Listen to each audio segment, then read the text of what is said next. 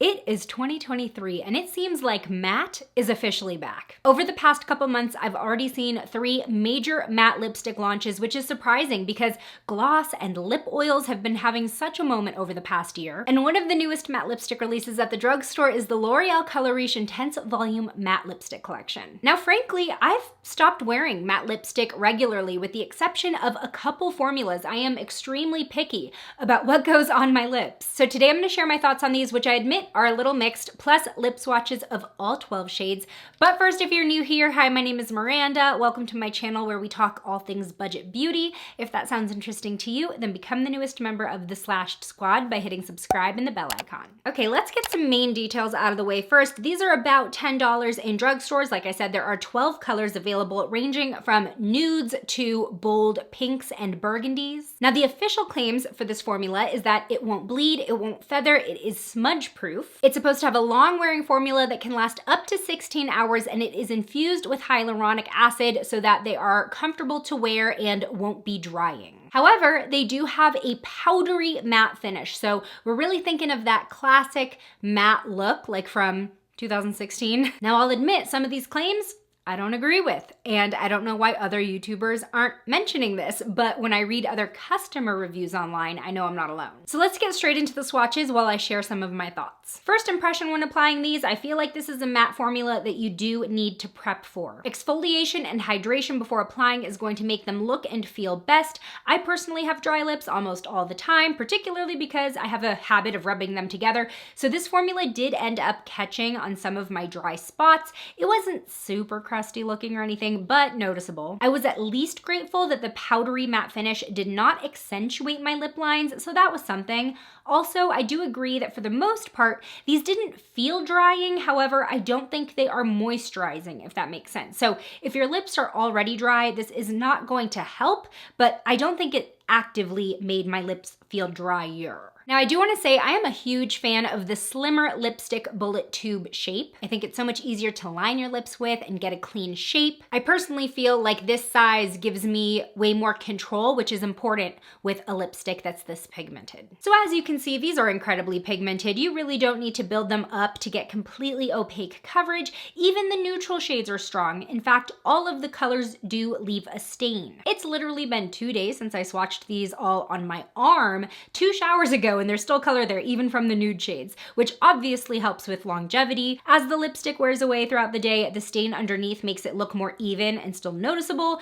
And you can see me here trying to remove this shade, and there's so much color left even though I was wearing it less than 5 minutes. Now, some of these shades really glide on like butter, no tugging, very creamy, and there were others that felt a little more dry and stiff, particularly the coral shade 163 Irreverent. That one was genuinely a displeasure to apply. It did not feel very good. While on the flip side, some shades felt more like a cream finish lipstick versus a matte, very cushy. So there was a little bit of inconsistency there, I noticed. Now, I want to take a moment to say that I treated this lipstick wear test a little bit differently, and I feel like this makes sense with my lipstick wear tests moving forward because what lipstick goes throughout the day is way different than a foundation or an eyeliner. So instead of just wearing it for an arbitrary number of hours, I really wanted to pay attention to how it was doing during key moments of the day, particularly after meals. So I applied the shade 193 Determination. I love doing wear tests with red lipstick because you can really see how it wears throughout the day. Here it is, freshly applied, stunning and strong. So the first thing I noticed, this is not a transfer-proof formula, which, to be fair,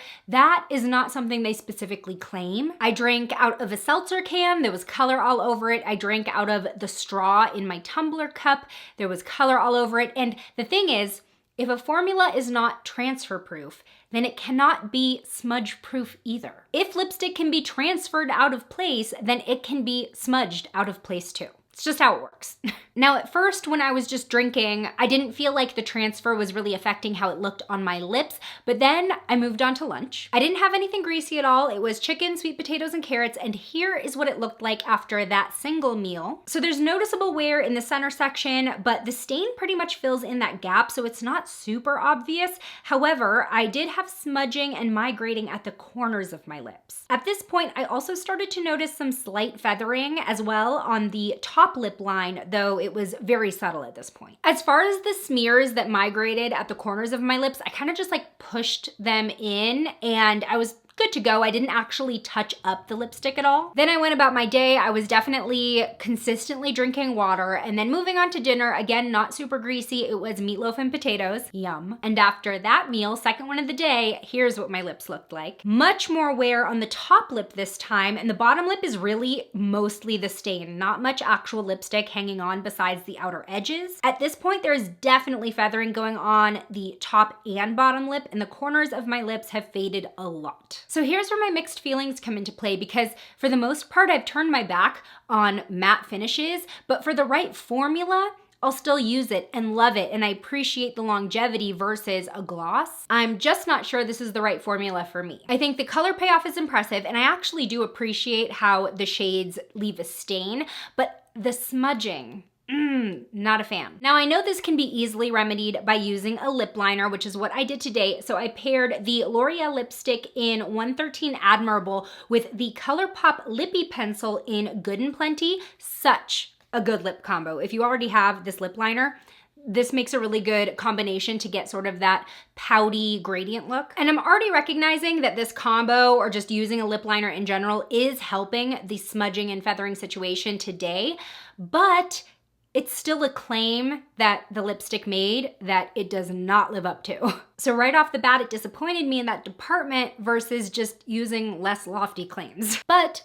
the colors are beautiful, and even if they do kind of rely on their staining ability, the color does last a long time in and of itself. If you don't mind using lip liner, it's already part of your routine, or you don't mind a midday touch-up, then I think you'll be pretty happy with these. The thing is, I just didn't get that same wow feeling as I did when I tried the new Revlon Suede Ink lipsticks, which I mentioned in my most recent drugstore favorites video. I think testing these like back to back really influenced my opinion of these because one so heavily outperformed the other. But with all that said, I am dying to know what you think of these. Have you tried them? Do you want to try them after watching this video, or are they a pass? Let me know in the comments below. Today's shout out goes to Hannah Starr. Thanks for being a member of the Slashed Squad. And join me over in this video next, where I show you how I made DIY press-on nails inspired by Taylor Swift eras. I'll see you over there.